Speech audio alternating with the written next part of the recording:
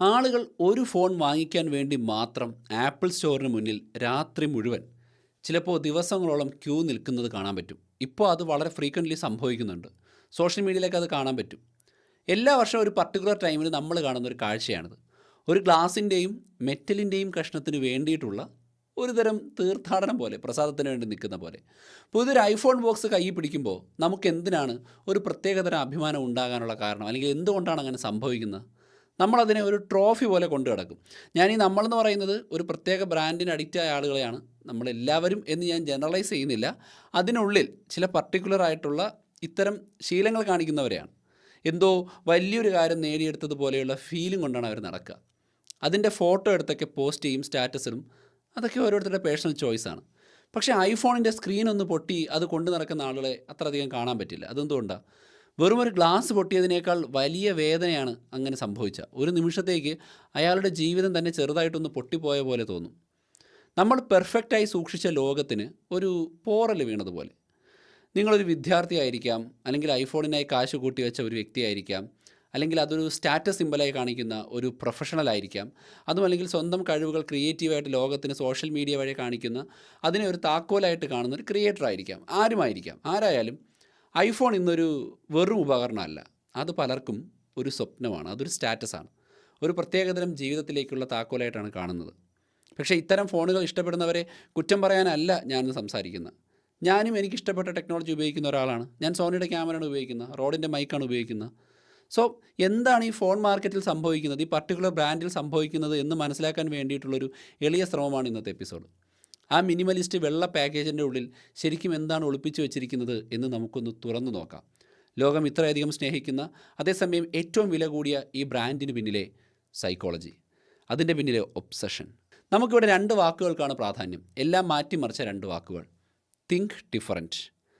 അതൊരു പരസ്യവാചകം മാത്രമല്ല, ആപ്പിളിൻ്റെ മുഴുവൻ ഫിലോസഫിയുടെയും അടിത്തറയാണിത്. അവർക്ക് നേരത്തെ തന്നെ ഇതിനെക്കുറിച്ച് കൃത്യമായിട്ട് ബോധ്യമുണ്ടായിരുന്നു. തങ്ങൾ വിൽക്കുന്നത് കമ്പ്യൂട്ടറുകളോ ഫോണുകളോ മാത്രമല്ല, ദാറ്റ് ഈസ് ആൻ ഐഡൻറ്റിറ്റി. ഇതൊരു ശക്തമായ സൈക്കോളജിക്കൽ കോൺസെപ്റ്റിലേക്കാണ് വിരൽ ചൂണ്ടുന്നത്. അതിൻ്റെ പേരാണ് ഐഡൻറ്റിറ്റി സിഗ്നലിംഗ്. എന്ന് വെച്ചാൽ നമ്മൾ ആരാണ്, അല്ലെങ്കിൽ നമ്മൾ ആരാകാനാണ് ആഗ്രഹിക്കുന്നത് എന്ന് ലോകത്തോട് പറയാൻ നമ്മളെല്ലാവരും ചില പ്രോഡക്റ്റുകളും ബ്രാൻഡുകളൊക്കെ ഉപയോഗിക്കാറുണ്ട്. ഒരു ഐഫോൺ കയ്യിലുണ്ടെങ്കിൽ അത് പലർക്കും ഒരു ക്രിയേറ്റീവായിട്ടുള്ള വ്യക്തിയാണെന്ന് കാണിക്കാനുള്ള സിഗ്നലാണ്. അത് വിജയത്തെ, ഒരു മോഡേൺ ലൈഫ് സ്റ്റൈലിനെ, ഡിസൈനിലുള്ള കഴിവിനെയൊക്കെ സൂചിപ്പിക്കുന്നു. ഞാൻ ഈ കാലത്തിനൊപ്പമാണ് എന്ന് പറയാതെ പറയുന്ന ഒരു രീതിയാണ്. ഈ ബന്ധം എത്രത്തോളം ആഴത്തിലാണെന്ന് വെച്ചാൽ അത് നമ്മുടെ തലച്ചോറിൽ പോലും അളക്കാൻ പറ്റുമെന്നുള്ളതാണ്. ജേണൽ ഓഫ് കൺസ്യൂമർ റിസർച്ചിൽ വന്ന ഒരു പഠനത്തിൽ കുറച്ച് ആളുകൾ ആപ്പിൾ ബ്രാൻഡിങ് കാണിച്ചപ്പോൾ, അതായത് ആപ്പിൾ ബ്രാൻഡിനെ ഫോളോ ചെയ്യുന്ന ആളുകളെ അതിൻ്റെ ബ്രാൻഡിങ് കാണിച്ചപ്പോൾ അവരുടെ തലച്ചോറിൽ എന്ത് സംഭവിക്കുന്നു എന്ന് ഫങ്ഷണൽ MRI മെഷീൻ ഉപയോഗിച്ചുകൊണ്ട് സ്കാൻ ചെയ്ത് നിരീക്ഷിച്ചു. റിസൾട്ട് ഭയങ്കര ഞെട്ടിക്കുന്നതായിരുന്നു. അവരുടെ തലച്ചോറിൽ ഈ ന്യൂറോൺ സിഗ്നലുകൾ ഒരുപാട് ഉണ്ടായ സ്ഥലങ്ങളുണ്ടല്ലോ, അത് സാധാരണയായി ദൈവവിശ്വാസവും ഭക്തിയുമായിട്ട് ബന്ധപ്പെട്ട ഭാഗങ്ങളാണെന്ന് കാണിച്ചു. അപ്പോൾ ഈ ഒരു പഠനം ഒരു കാര്യം ഉറപ്പിച്ച് പറയുന്നുണ്ട്. ആപ്പിൾ അതിൻ്റെ കടുത്ത ആരാധകർക്ക് വെറുമൊരു ബ്രാൻഡ് മാത്രമല്ല, അതൊരു വിശ്വാസ പ്രമാണമാണ്. ഇത് നമ്മുടെ ചുറ്റും എപ്പോഴും കാണുന്നൊരു കാര്യമാണ്, അല്ലേ? ഒന്ന് ആലോചിച്ച് നോക്കി. ആരെങ്കിലും ഞാനൊരു ആൻഡ്രോയിഡ് യൂസറാണെന്ന് അഭിമാനത്തോടെ സ്വയം പരിചയപ്പെടുത്തുന്നത് നിങ്ങൾ കേട്ടിട്ടുണ്ടോ? വളരെ കാഷ്വലായിട്ടൊക്കെ ചിലപ്പം പറയാറുണ്ടായിരിക്കും. പക്ഷേ ആൾക്കാർ ഞാനൊരു ഐഫോൺ യൂസറാണ്, അല്ലെങ്കിൽ ഞാൻ ആപ്പിളിൻ്റെ ആളാണെന്നൊക്കെ അഭിമാനത്തോടെ പറയാറുണ്ട്. അതൊരു ബാഡ്ജ് ഓഫ് ഓണറാണ്. നമ്മൾ ഭാഗമായ ഒരു ഗോത്രത്തെ കാണിക്കുന്നത് പോലെയാണ് അത് അനുഭവപ്പെടുക. അതാണ് നമ്മുടെ ആദ്യത്തെ ടേക്ക് അവേ. നമ്മൾ മനസ്സിലാക്കണം, ചിലപ്പോൾ നമ്മൾ വാങ്ങുന്നത് ഒരു ഫോൺ മാത്രമല്ല എന്നുള്ളത്. നമ്മൾ ആരാകാൻ ആഗ്രഹിക്കുന്നു എന്നതിനെക്കുറിച്ചുള്ള ആശയമാണ് അതിൽ ഒളിഞ്ഞിരിക്കുന്നത്. നമ്മളെക്കുറിച്ച് എന്തോ വലുത് പറയുന്നു എന്ന് നമ്മൾ വിശ്വസിക്കുന്ന ഒരു ക്ലബിലെ മെമ്പർഷിപ്പ് കാർഡാണ് സത്യത്തിൽ അതിലൂടെ നമ്മൾ വാങ്ങിക്കുന്നത്. ആപ്പിൾ ഒരു മതം പണിതുയർത്തിയിട്ടുണ്ട് എങ്കിൽ അതിൻ്റെ പ്രോഡക്റ്റ് ലോഞ്ചുകളാണ് സത്യത്തിൽ അതിൻ്റെ പുണ്യകർമ്മങ്ങളായിട്ട് എനിക്ക് തോന്നിയിട്ടുള്ളത്. ആ കഥകളൊക്കെ തന്നെ ആൾറെഡി നമുക്ക് അറിയാവുന്നതാണ്. ആൾക്കാർ ദിവസങ്ങളോളം കടകൾക്ക് മുന്നിൽ തമ്പടിക്കുന്നു, മഴയും വെയിലും കൊണ്ട് കാത്തിരിക്കുന്നു. എന്തിന്? പുതിയ മോഡൽ ആദ്യമായി സ്വന്തമാക്കുന്നവരിൽ ഒരാളാകാൻ വേണ്ടി മാത്രം. ഇത് വെറുമൊരു പ്രോഡക്റ്റ് വാങ്ങിക്കുന്നതെന്നല്ല, ഇതൊരു കൂട്ടായ അനുഭവമാണ്. തങ്ങളുടെ വിശ്വാസം പരസ്യമായി പ്രഖ്യാപിക്കുന്ന ഒരു ചടങ്ങ്, റിച്വൽ. പിന്നെയാണ് അടുത്ത സംഭവം, അതായത് അൺബോക്സിങ് വീഡിയോകൾ. യൂട്യൂബിൽ ലക്ഷക്കണക്കിന് കോടിക്കണക്കിന് വ്യൂസാണ് ആളുകൾ വെറുതെ ഒരു പെട്ടി തുറക്കുന്നത് കാണാൻ വേണ്ടി വീഡിയോ ഇടുമ്പോൾ ഉണ്ടാവുക. എന്തുകൊണ്ടാണ് നമ്മളിതിൽ ഇത്രയധികം ആകർഷിക്കപ്പെടുന്നത്? സൈക്കോളജിയും ആന്ത്രോപോളജിയും പറയുന്നത് ഈ അനുഷ്ഠാനങ്ങൾ ഒരു വസ്തുവിനോടുള്ള നമ്മുടെ അടുപ്പവും അതിൻ്റെ മൂല്യവും വർദ്ധിപ്പിക്കും എന്നുള്ളതാണ്. നൂറ്റാണ്ടുകളായി മനുഷ്യൻ പലതരം അനുഷ്ഠാനങ്ങൾ ഉപയോഗിച്ചാണ് പല വസ്തുക്കൾക്കും ഒരു ദൈവിക പരിവേഷം കൊടുത്തിരുന്നത്. ഒരു ഐഫോൺ അൺബോക്സ് ചെയ്യുന്നത് വളരെ ശ്രദ്ധയോടെ ഡിസൈൻ ചെയ്ത ഒരു ആധുനിക അനുഷ്ഠാനമാണ്. ആ മിനിമലിസ്റ്റിക് ആയിട്ടുള്ള വെള്ളപ്പെട്ടി, പ്ലാസ്റ്റിക് റാപ്പർ പതിയെ പൊളിച്ചെടുക്കുമ്പോഴുള്ള ആ ഒരു സുഖം, ആ പെട്ടി തുറക്കുമ്പോൾ വരുന്ന ഒരു ചെറിയ കാറ്റിൻ്റെ ശബ്ദം, ആ ഫോൺ കൃത്യം നടുക്ക് തന്നെയാണ് ഇരിക്കുന്നത്. ഓരോ ഡീറ്റെയിലിങ്ങും പ്ലാൻ ചെയ്തതാണ്. നമ്മുടെ തലച്ചോറിൽ ഒരു ചെറിയ ഡോപ്പമിൻ ഹിറ്റ് തരാൻ വേണ്ടി മാത്രം ഡിസൈൻ ചെയ്ത ഒരു മെല്ലെയുള്ള അൺബോക്സിങ്. ഞാനൊരു കാര്യം ചോദിക്കാം. പുതിയ ഫോണിൻ്റെ സ്ക്രീനിൽ നിന്ന് ആ പ്ലാസ്റ്റിക് ഫിലിം ആദ്യമായി പൊളിച്ചെടുക്കുന്നത് ഓർമ്മയുണ്ടോ പലരും? വീഡിയോയിൽ നമുക്ക് കാണാം. ലോകം അതിനെ തൊടുന്നതിന് മുമ്പുള്ളൊരു പെർഫെക്റ്റ് നിശബ്ദമായ നിമിഷം. അതൊരു മാജിക് പോലെയാണ് ഐഫോൺ യൂസേഴ്സിന് തോന്നുക. സത്യം പറഞ്ഞാൽ അതൊന്നും അബദ്ധത്തിൽ സംഭവിക്കുന്നതല്ല. അതെല്ലാം ഈ ഡിസൈനിൻ്റെ ഭാഗമാണ്. ആപ്പിൾ നിങ്ങൾക്ക് വിൽക്കുന്നത് ഒരു ഗാഡ്ജറ്റ് മാത്രമല്ല. ഈ അനുഷ്ഠാനങ്ങളിലൂടെ ആ ക്യൂ നിൽക്കൽ, അൺബോക്സിങ്, ആദ്യമായി ഫോൺ ഓൺ ചെയ്യുന്നത്, അവർ വിൽക്കുന്നത് ഒരു ഫീലിംഗാണ്, ഒരു അനുഭവമാണ്, ഒരു ഓർമ്മയാണ്. നിങ്ങൾ ആദ്യത്തെ മെസ്സേജ് അയക്കുന്നതിന് മുമ്പ് തന്നെ അവർ നിങ്ങളെ ആ ഡിസൈനിൻ്റെ കഥയിലെ ഒരു പ്രധാനപ്പെട്ട കഥാപാത്രമാക്കി മാറ്റിയിട്ടുണ്ട്. ഇനി നമുക്ക് കാശിൻ്റെ കാര്യത്തിലേക്ക് വരാം. ഐഫോണിൻ്റെ കാര്യം പറയുമ്പോൾ തന്നെ നമ്മൾ ഈ ഫിനാൻഷ്യൽ ആയിട്ടുള്ള സെക്ടറാണ് ആദ്യം മനസ്സിലേക്ക് ഓടിയെത്തുന്നത്. ഇവിടെയാണ് ശരിക്കുമുള്ള കളി. ലോകത്തിലെ സ്മാർട്ട് ഫോൺ മാർക്കറ്റിൻ്റെ ഏകദേശം ഒരു 20% മാത്രമാണ് ഐഫോണിൻ്റെ കയ്യിലുള്ളത്. പക്ഷേ ഒരു ഞെട്ടിക്കുന്ന സത്യം എന്താണെന്ന് പറഞ്ഞാൽ, സ്മാർട്ട് ഫോൺ ഇൻഡസ്ട്രിയിലെ മൊത്തം ലാഭത്തിൻ്റെ 80 മുതൽ 90% വരെ പോകുന്നത് ആപ്പിളിൻ്റെ പോക്കറ്റിലേക്കാണ്. ഇതെങ്ങനെ സാധിക്കുന്നു? ഉത്തരവെന്ന് പറയുന്നത് പ്രൈസിങ് സൈക്കോളജിയിലാണ്. വില കൂടിയാൽ ക്വാളിറ്റി കൂടും എന്ന് നമ്മൾ വിശ്വസിപ്പിക്കുന്ന കലയിൽ ആപ്പിൾ മാസ്റ്റേഴ്സാണ്. അവർ വില കൊണ്ടല്ല മത്സരിക്കുന്നത്, അവർ കൽപ്പിക്കുന്ന മൂല്യം വെച്ചാണ്. അവരുടെ ഏറ്റവും വലിയൊരു ട്രിക്കാണ് ആങ്കറിങ് എഫക്റ്റ് എന്ന സൈക്കോളജിക്കൽ ബയസ്. അതെങ്ങനെയാണ് വർക്ക് ചെയ്യുന്നതെന്ന് വെച്ചാൽ, ഓരോ ലോഞ്ച് ഇവൻറ്റിലും അവർ ഏറ്റവും വില കൂടിയ മോഡലായ പ്രോ മാക്സ് ഭയങ്കര കൂടിയ വിലയ്ക്ക് പുറത്തിറക്കും. ഏകദേശം ഒരു 1.5 ലക്ഷം രൂപയെ കൂടുതലൊക്കെ വരാറുണ്ട്. ആ ഒരു വലിയ സംഖ്യ നമ്മുടെ മനസ്സിൽ ഒരു ആങ്കർ പോലെ ഉറച്ചു നിൽക്കും. അതോടെ ഏകദേശം ഒരു 80,000, 1 ലക്ഷം രൂപ വരുന്ന സാധാരണ ഐഫോൺ നമുക്കത്ര വലിയ വിലയായിട്ട് തോന്നില്ല. ഇത് കുഴപ്പമില്ലല്ലോ എന്നൊരു ആവറേജ് ഫീൽ വരും. ഒരു തരത്തിൽ പറഞ്ഞാൽ, നമ്മൾ ഐഫോണിനെ മറ്റ് കമ്പനികളുമായിട്ട് താരതമ്യം ചെയ്യുന്നതിന് പകരം അതിൻ്റെ തന്നെ വില കൂടിയ ചേട്ടനുമായിട്ടാണ് താരതമ്യം ചെയ്യുന്നത്. സോ സത്യത്തിൽ ഈ ഒരവസ്ഥ എനിക്കും പലപ്പോഴും തോന്നിയിട്ടുണ്ട്. കയ്യിലുള്ള ഫോണിന് യാതൊരു കുഴപ്പമില്ല, പക്ഷേ പുതിയൊരെണ്ണം ആവശ്യമില്ല എന്ന് വ്യക്തമായി അറിയാമെങ്കിലും ഞാൻ പുതിയ ചില ഫോണുകൾ ഇറങ്ങുമ്പോൾ ഓരോ വർഷവും എൻ്റെ പഴയ ഫോൺ അപ്ഡേറ്റ് ചെയ്യാറുണ്ട്, അല്ലെങ്കിൽ അത് മാറ്റി പുതിയതെടുക്കാറുണ്ട്. ഇതുപോലെ ഐഫോൺ പുതിയ ലോഞ്ച് കഴിയുമ്പോൾ കടയിലേക്ക് പോകാനുള്ളൊരു ഉൾവിളിയാണ് ആളുകളിൽ ഉണ്ടാക്കുന്നത്. That is FOMO, fear of missing out. മറ്റുള്ളവരെല്ലാവരും മുന്നോട്ട് പോകുമ്പോൾ നമ്മൾ മാത്രം പിന്നിലായി പോകുമോ എന്നുള്ളൊരു പേടി. ഈ പേടി ഉണ്ടാക്കുന്നതിൽ ആപ്പിളിന് ഭയങ്കര കലയാണ്. അതുകൊണ്ട് ഒരു ഐഫോണിൻ്റെ യഥാർത്ഥ വില നമ്മൾ കൊടുക്കുന്ന ക്യാഷ് മാത്രമല്ല, അല്ലെങ്കിൽ അവർ കൂട്ടിപ്പറയുന്ന അവരുടെ ലാഭം മാത്രമല്ല, അടുത്തത് വേണം എന്ന് നമ്മളെ കൊണ്ട് തന്നെ തോന്നിപ്പിക്കുന്ന ആ ഒരു മെൻ്റൽ ടാക്സ് കൂടിയാണ്. ഒരിക്കലും അവസാനിക്കാത്ത അവർ ആർട്ടിഫിഷ്യലി ഉണ്ടാക്കിയെടുക്കുന്ന ഒരു ആഗ്രഹമാണ്. ഈ ഒബ്സഷനുകളും ആഗ്രഹവും ഒക്കെ തന്നെ നമ്മുടെ ബാങ്ക് അക്കൗണ്ടിനും പുറത്തേക്ക് പോകുന്ന പ്രത്യാഘാതങ്ങളുണ്ട്. നമ്മൾ കാണാത്ത ചില വിലകളുണ്ട്. ഫസ്റ്റ് സാമ്പത്തികം, രണ്ടാമത്തെ മാനസികം, പിന്നെ പാരിസ്ഥിതികം. സാമ്പത്തികമായി നോക്കിയാൽ പ്രഷർ വളരെ വലുതാണ്.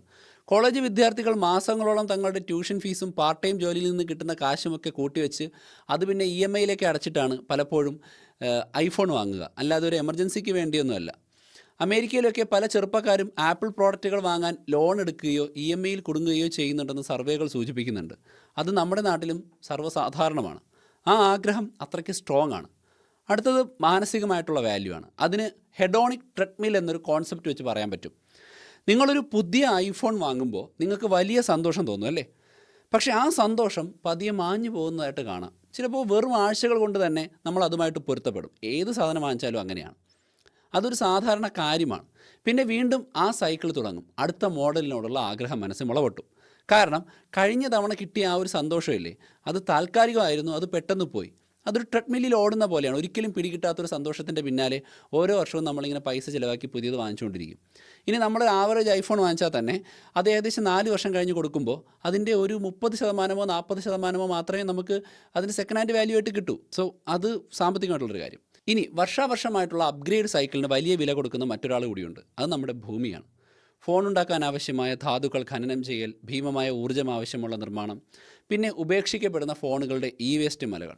അപ്പോൾ എന്നോട് ചോദിക്കും, ഐഫോൺ മാത്രമേ വേസ്റ്റ് ഉണ്ടാക്കുന്നുള്ളൂ, ഐഫോണിനെക്കാട്ടിയും കൂടുതൽ മറ്റ് ആൻഡ്രോയിഡ് ഫോണുകൾ ഉണ്ടല്ലോ. ശരിയാണ്, പക്ഷേ നമ്മൾ സംസാരിക്കുന്നത് ഐഫോണിൻ്റെ ഒരു സ്ട്രക്ചറിനെ കുറിച്ച് കൂടിയാണ്.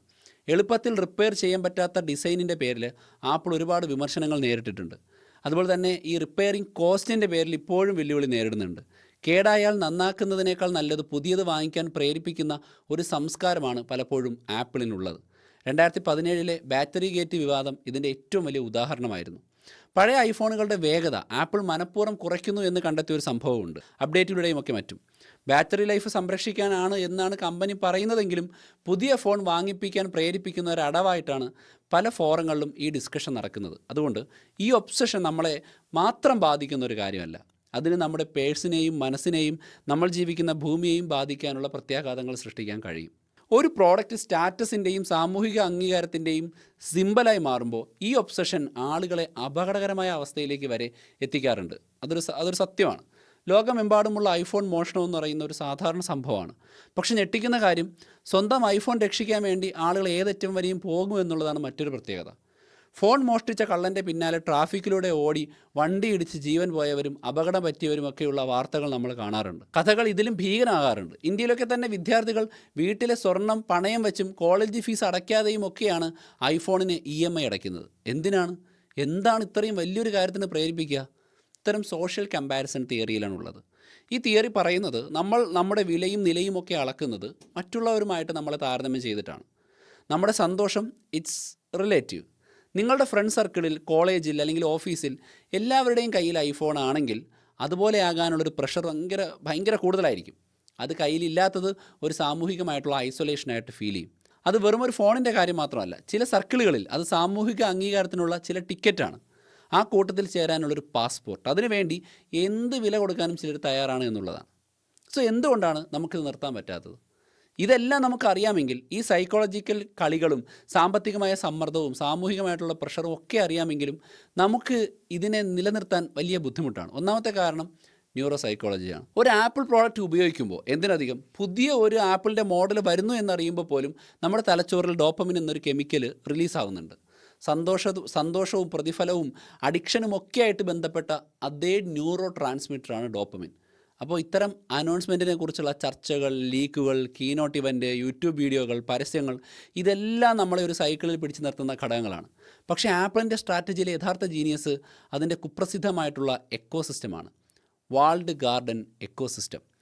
നീല ബബിളുകളുള്ള iMessage ഒരു ചെറുതാണെങ്കിലും ശക്തമായ സാമൂഹിക വേർതിരിവ് ഉണ്ടാക്കുന്നുണ്ട്.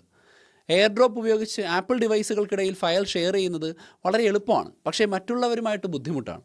Face time, iCloud, Apple Watch എല്ലാം ഒരുമിച്ച് ഒരേ താളത്തിൽ ഇങ്ങനെ പ്രവർത്തിക്കും. ഇത് ശക്തമായ ഒരു ലോക്കിൻ എഫക്റ്റ് ഉണ്ടാക്കുന്നുണ്ട്.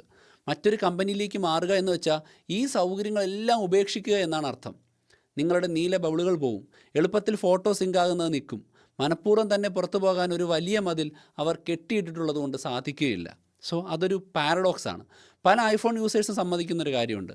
സാംസങ്ങിൻ്റെയോ ഗൂഗിളിൻ്റെയോ ഫോണുകൾക്ക് ചിലപ്പോൾ ഇതിന് നല്ല ക്യാമറയോ ഫീച്ചറുകളോ ഒക്കെ ഉണ്ടാവും, എന്നിട്ടും അവർക്ക് ഐഫോൺ മാറ്റാൻ പറ്റില്ല. കാരണം അവർ ഇൻവെസ്റ്റ് ചെയ്തിരിക്കുന്നത് ഒരു ഡിവൈസിൽ മാത്രമല്ല, ഒരു എക്കോസിസ്റ്റത്തിലാണ്, ഒരു ഐഡൻറ്റിറ്റിയിലാണ്. സൈമൺ സിനക് എന്നൊരു വിദഗ്ധൻ പറഞ്ഞ പോലെ, ആളുകൾ നിങ്ങൾ എന്ത് ചെയ്യുന്നു എന്നതുകൊണ്ടല്ല ഒരു സാധനം വാങ്ങുന്നത്, നിങ്ങൾ എന്തിനത് ചെയ്യുന്നു എന്നതുകൊണ്ടാണ്. ആപ്പിളിൻ്റെ എന്തിന് എന്നുള്ള ഉത്തരം എപ്പോഴും അതിൻ്റെ ക്രിയേറ്റിവിറ്റി, സിംപ്ലിസിറ്റി, വ്യത്യസ്തത എന്നതൊക്കെ ആയിരുന്നു. ആ കഥയിൽ നിന്നും ഇറങ്ങിപ്പോകാൻ വളരെ ബുദ്ധിമുട്ടാണ്. അതുകൊണ്ട് ആദ്യത്തെ സ്റ്റെപ്പ് ഇത് ഉപേക്ഷിക്കുക എന്നുള്ളതൊന്നുമല്ല. ആദ്യത്തെ സ്റ്റെപ്പ് ഇങ്ങനെ ഇതിനെക്കുറിച്ച് ബോധ്യമുണ്ടാക്കുക എന്നുള്ളതാണ്. നമ്മുടെ തിരഞ്ഞെടുപ്പുകൾ നമ്മളെ ഭരിക്കേണ്ട കാര്യമില്ല, നമ്മൾ തിരഞ്ഞെടുപ്പുകളെ ഭരിക്കേണ്ടതാണ്. സോ ഇതിനെ മാറ്റിമറിക്കാൻ ഞാനൊരു പ്രസംഗമോ ഒരു അവബോധമോ ഒന്നും നൽകുന്നില്ല, അതൊക്കെ നിങ്ങളുടെ ചോയ്സാണ്. ഞാൻ ആപ്പിൾ യൂസർ അല്ല, പക്ഷേ എൻ്റെ S22 പ്ലസിന് ഗ്രീൻ സ്ക്രീൻ വീണ് അതവർ നന്നാക്കി തരാതെ പിന്നെ ഞാൻ അത് ഉപേക്ഷിച്ചപ്പോൾ പോലും എനിക്ക് വലിയ ബുദ്ധിമുട്ടുണ്ടായിരുന്നു ആ എക്കോസിസ്റ്റത്തിൽ നിന്ന് വെളിയിറങ്ങാൻ. സോ അടുത്ത തവണ അപ്ഗ്രേഡ് ചെയ്യുന്നതിന് മുമ്പ് നിങ്ങളൊരു കാര്യം സ്വയം ചോദിക്കുക, എനിക്ക് ആവശ്യമുള്ള എന്ത് പുതിയ ടാലൻ്റാണ് ഈ ഒരു ഫോൺ എനിക്ക് തരുന്നത്? ഇതെൻ്റെ ജീവിതം കുറച്ചുകൂടി മെച്ചപ്പെടുത്തുന്നുണ്ടോ, സാമ്പത്തികമായിട്ട് ബുദ്ധിമുട്ടിക്കുന്നുണ്ടോ, മാനസികമായിട്ട് ബുദ്ധിമുട്ടിക്കുന്നുണ്ടോ, അതോ എൻ്റെ സ്റ്റാറ്റസ് ടെമ്പററിലി വർദ്ധിപ്പിക്കുക മാത്രമേ ചെയ്യുന്നുള്ളൂ? നമ്മുടെ ഉപയോഗത്തെക്കുറിച്ച് നമുക്ക് കുറച്ചുകൂടി ശ്രദ്ധിക്കേണ്ടതുണ്ട്. നിങ്ങളുടെ സ്ക്രീൻ ടൈം ഒന്ന് ട്രാക്ക് ചെയ്യുക. നിങ്ങളുടെ ഐഫോൺ ഉള്ള ഒരാളാണെങ്കിൽ നിങ്ങളെ എന്തെങ്കിലും ആകാൻ സഹായിക്കുന്ന ഒരു ടൂളാണോ? നിങ്ങൾ കണ്ടൻറ് ക്രിയേറ്ററായിട്ട് ഇതിൻ്റെ ക്യാമറയാണോ ഉപയോഗിക്കുന്നത്? അതോ നിങ്ങളുടെ സമയവും ശ്രദ്ധയും ഊറ്റിക്കുടിക്കുന്ന ഒരു മെഷീനാണോ? ഏറ്റവും പ്രധാനമായി നമ്മൾ ഈ ഡിവൈസിനോട് കാണിക്കുന്ന അതേ ഒബ്സഷൻ അതുകൊണ്ട് നമുക്ക് നേടാൻ കഴിയുന്ന കഴിവുകളിൽ കാണിക്കാൻ ശ്രമിക്കുന്നുണ്ടോ? ഒരു ഫോട്ടോഗ്രാഫി പഠിക്കുക, ഫിലിം മേക്കിംഗ് പഠിക്കുക, ഒരു ആപ്പ് കോഡ് ചെയ്യാൻ പഠിക്കുക, എഴുതാൻ, കഥ പറയാൻ, ഒരു യൂട്യൂബ് ചാനൽ തുടങ്ങാൻ, പുതിയ കാര്യങ്ങളുണ്ടാക്കാൻ, ബിസിനസ് ചെയ്യാൻ. നിങ്ങൾ അങ്ങനെ ചെയ്യുമ്പോൾ നിങ്ങൾക്ക് ഐഫോണിനോടുള്ള അതേ ഒബ്സഷനോട് കൂടി മറ്റു കാര്യങ്ങൾ ചെയ്യാൻ കഴിഞ്ഞു കഴിഞ്ഞാൽ അഡിക്ഷൻ മാറും. അങ്ങനെ നിങ്ങൾക്ക് മറ്റ് കഴിവുകളെ ആംപ്ലിഫൈ ചെയ്യാൻ പറ്റുമോ എന്ന് ശ്രമിച്ചു നോക്കുക. എന്തായാലും ഈ ഒരു വീഡിയോ നിങ്ങൾ കണ്ടതിന് ശേഷം നിങ്ങൾക്ക് വലിയ മാറ്റം വരണം എന്നൊന്നും ഞാൻ പറയില്ല. പക്ഷേ നിങ്ങൾക്ക് എന്താണ് ഇതിനെക്കുറിച്ച് പറയാനുള്ളത് എന്നും നിങ്ങളുടെ അഭിപ്രായങ്ങൾ എന്താണെന്നും അറിയാൻ എനിക്ക് താല്പര്യമുണ്ട്. സോ അത് കമൻറ്റ് ചെയ്യാൻ മറക്കണ്ട. മറ്റൊരു എപ്പിസോഡിൽ വീണ്ടും കാണാം. ബൈ.